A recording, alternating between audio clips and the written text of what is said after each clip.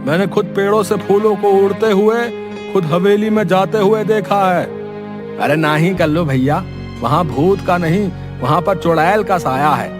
मैंने 2 पायलों की आवाज सुनी है। अरे सुनील चच्चा, भूत चुड़ैल नहीं, वहाँ तो राक्षस है, राक्षस। मैंने देखा, मेरी गाय का दूध अपने आप निकलकर बर्तन में चला गया भैया, और फिर बर्तन हवेली में। बात तो सही है, मैंने भी हंसने की बहुत सी आवाजें सुनी हैं। जमींदार साहब, आपको हवेली और गांव के बीच में मजबूत दीवार बना देनी चाहिए। कम से कम ये भूत हमारे बच्चों को तो नुकसान नहीं पहुंचाएंगे।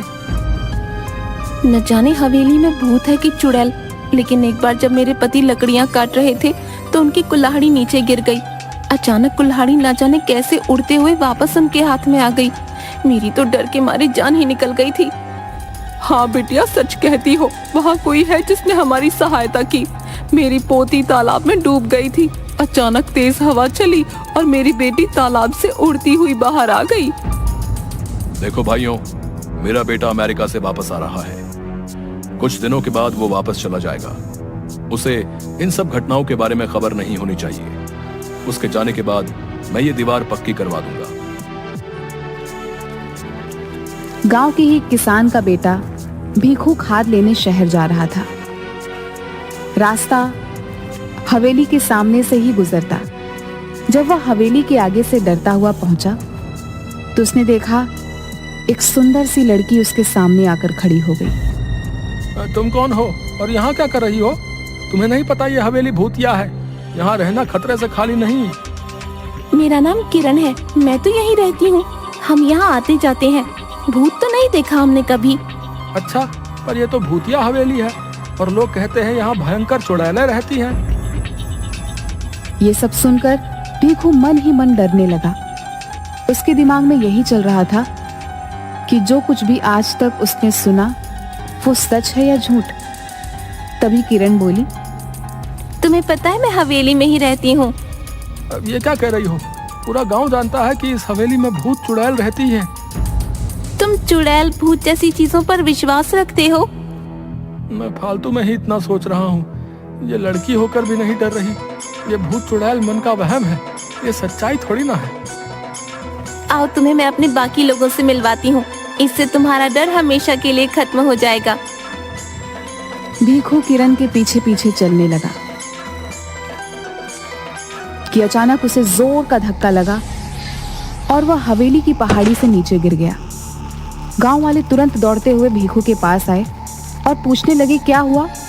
तभी भीखू के मुंह से बस ये शब्द निकले, हवेली, लड़की, किरण, हवेली।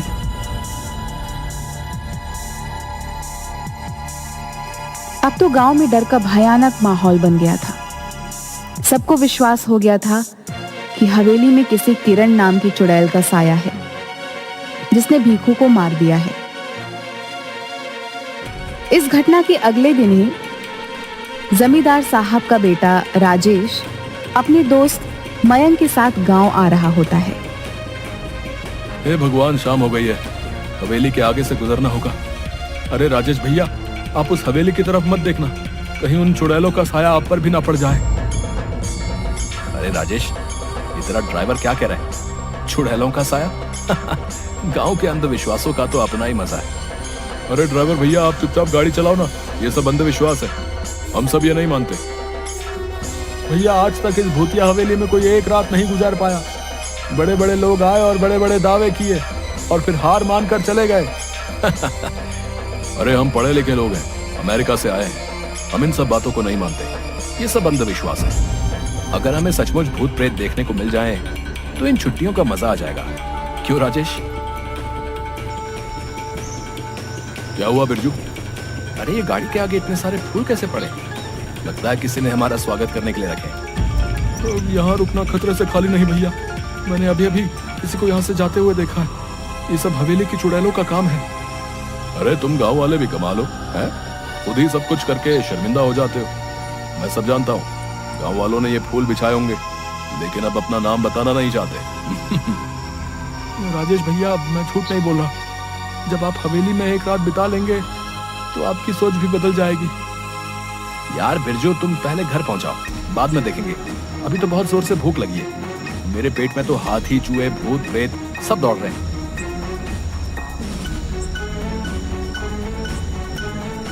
कुछ ही देर में दोनों दोस्त घर पहुंच जाते हैं और आराम से सो जाते हैं।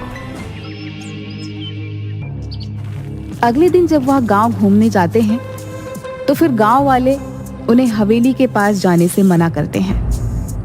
आखिरकार गांव वालों की सोच को बदलने के लिए राजेश और मयंक उस हवेली में एक रात बिताने का फैसला करते हैं।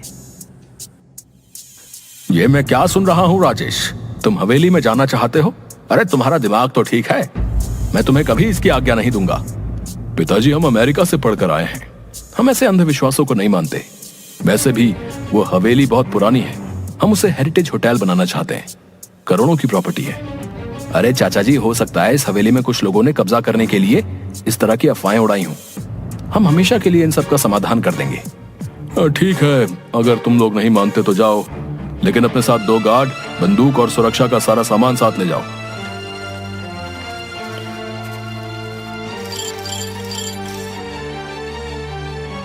आप लोग सो जाइए, हम सब बाहर ही बैठे हुए हैं, कोई भी बात हो तो तुरंत आवाज दीजिएगा। राजेश उठ यार, ये सब क्या हो रहा है?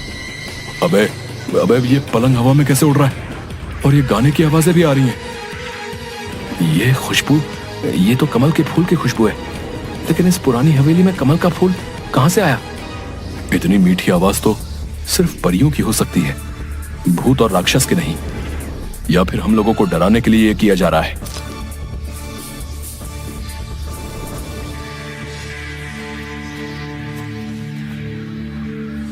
क्या तुमने वही देखा जो मैं देख रहा हूं? हाँ यार, ये तो सचमुच भूतिया है। नहीं, हम यूं विश्वास नहीं कर सकते। मुझे तो लगता है कि ये कोई ऐसा बंदा है जिसे इस टाइप के हॉरर इफेक्ट के बारे में बहुत कुछ पता है। चलो हवेली की लाइब्रेरी में चलते हैं, कुछ तो मिलेगा।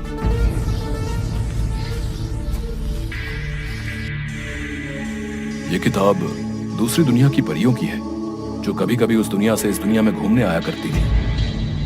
150 साल पहले यह हवेली उन्हीं परियों का अतिथि गृह हुआ करता था, जहां पर वे अपना समय बिताने आया करती थी।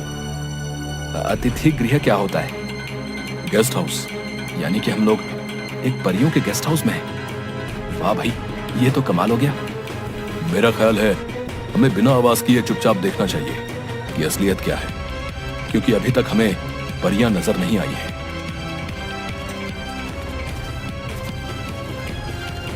इसके बाद वो परियों का इंतजार करने लगते हैं। तभी अचानक उनके सामने जादुई संगीत बजने लगता है और बहुत सारी परियां सामने प्रकट हो जाती हैं। मैं हुस्न परी हूँ, हमारे घर में आपका स्वागत है मानव मित्रों। हमें खुशी हुई कि तुम हमारे यहाँ आए। आप दोनों तो कितनी अच्छी हो, तो आप लोगों से लोग डरते क्यों हैं? इसका जवाब तो वही दे सकते हैं। क्या तुम दोनों को भूख लगी है? हाँ, भूख तो लगी है। जो खाना लाए थे वो तो कब का खा चुके हैं हम दोनों। क्या तुम हमारी मदद करोगे इस हवेली की सफाई करने में? हाँ, क्यों नहीं। आवाज सुन जब गार्ड धीरज और मुन्ना अंदर आता है तो उसे मयंक और राजेश उड़ते हुए दिखाई देते हैं, पर परियां नहीं दिखाई देती। वो डर कर उन्हें छोड़कर वहां से भाग जाते हैं और जमींदार के पास पहुंचते हैं। जमींदार साहब, गजब हो गया। लगता है राजेश भैया और उनके दोस्त को भूतों ने अपने कब्जे में कर लिया। वो दोनों हवा में उड़ रहे थे। हे भगवान, अब क्या होगा? मेरे बच्चों को प्रेतों ने अपने कब्जे में लिया है। भूतों ने नहीं, चुड़ैल ने किया है, क्योंकि वहां से लड़कियों की आवाजें आ रही थी, वो गाना भी गा रही थी, हमने पायलों की आवाज भी सुनी। सभी गांव वाले बुरी तरीके से डर जाते हैं। मयंक और राजेश अगले दिन जैसे ही सूरज उगता है उन दोनों परियों को अलविदा कहते हैं। हम पर विश्वास करने के लिए धन्यवाद राजेश और मयंक, लेकिन गांव वाले हम पर भरोसा नहीं करते। इस हवेली से हमारी यादें जुड़ी हैं, इसलिए जब भी मन करता है तो कुछ वक्त बिताने हम यहाँ आ जाते हैं। लेकिन भीखू पर हमला तो सुबह हुआ था। मैं यही बताना चाहती हूँ, भीखू पर हमला हमने नहीं किया। हम तो सिर्फ गांव वालों को शहर से भागकर आए हुए तस्करों से बचाने की कोशिश कर रहे थे, जो सुबह के समय इस हवेली में छुपे रहते हैं और रात को तस्करी के लिए निकल जाते हैं। परियां राजेश और मयंक को बताती हैं, उस दिन जिस दिन पहाड़ी से गिरकर मर गया, उस दिन परी उसकी रक्षा कर रही थी, लेकिन सिर्फ भीखू को ही दिखाई दे रही थी। जब तस्करों ने भीखू को हवेली की तरफ आते हुए देखा तो उन्होंने उसे पीछे से धक्का दे दिया ताकि उनका रहस्य किसी और को न पता चल जाए। तो क्या तस्कर आपको नहीं देख सकते? नहीं, हमें सिर्फ वही देख सकता है जिसके आगे हम अपने आप को खुद दिखाना चाहें। हमने गांव वालों को तस्करों के बारे में बताने की काफी कोशिश की, लेकिन डरपोक गांव वाले हवेली में नहीं आए। आपको परेशान होने की कोई जरूरत नहीं है। आपने हमारे गांव की रक्षा के लिए इतने सालों तक हमारा साथ दिया है। आपकी सच्चाई हम सभी गांव वालों को बताएंगे और हम सभी गांव वालों के साथ अगले हफ्ते दीपावली मनाने यहाँ आएंगे।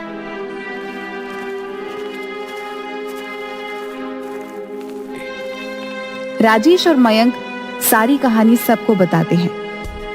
पुलिस को तस्करों की सूचना दे दी जाती है। पुलिस छापेमारी करती है